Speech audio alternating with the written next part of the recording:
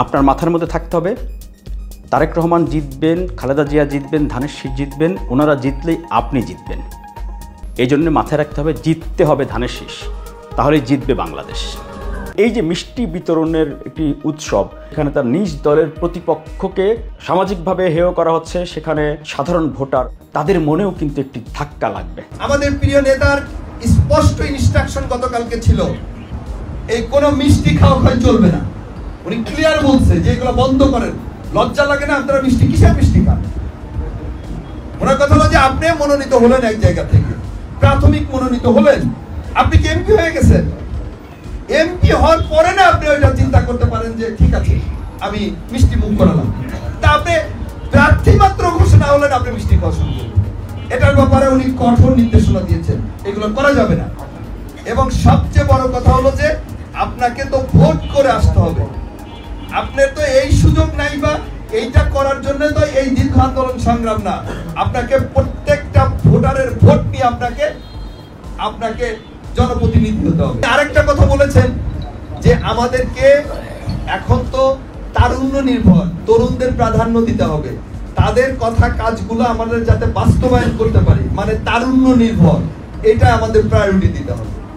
আমাদেরকে সামাজিক যোগাযোগ মাধ্যমে অ্যাক্টিভ হইতে হবে, কারণ এখন তো সোশ্যাল মিডিয়ার যুগ।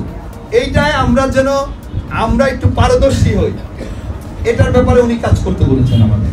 আমার মনে হয় যেন গতকালকের কথাগুলো কি ছিল আমি আপনাদেরকে বুঝাতে পেরেছি। ওনার কথা হলো যে এবার যারা মনোনীত হবেন, প্রথমে যে কয়জন প্রার্থী আপনারা প্রত্যাশী ছিলেন, প্রথম কাজ হলো যে যারা মনোনয়ন পেল না আর আপনি মনোনয়ন পেলেন, আপনি প্রত্যেকের আগে তার বাড়িতে যে আগে বুকে বুক মিলাইতে হবে।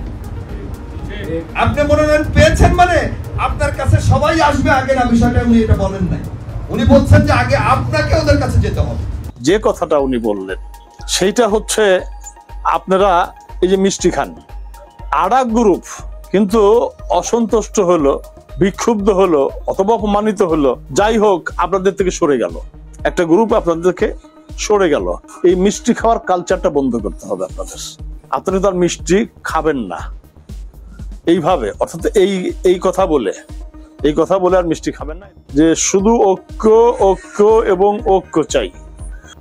এবং এখানে কিছু প্রকাশ্য এবং কিছু অপ্রকাশ্য শক্তি নির্বাচনটাকে বানচাল করার জন্য এবং বিএনপি যেন ক্ষমতায় যেতে না পারে, এরকম একটা ষড়যন্ত্র আমি জানি এবং আমার কাছে এরকম ইনফরমেশন আছে। কিন্তু আমরা যদি একেবারে সবাই ঐক্যবদ্ধ থাকি, তাহলে পরে এটা আমরা সেই বিজয়। আপনার মাথার মধ্যে থাকতে হবে তারেক রহমান জিতবেন, খালেদা জিয়া জিতবেন, ধানের শীষ জিতবেন, ওনারা জিতলেই আপনি জিতবেন। এই জন্য মাথায় রাখতে হবে জিততে হবে ধানের শীষ, তাহলেই জিতবে বাংলাদেশ।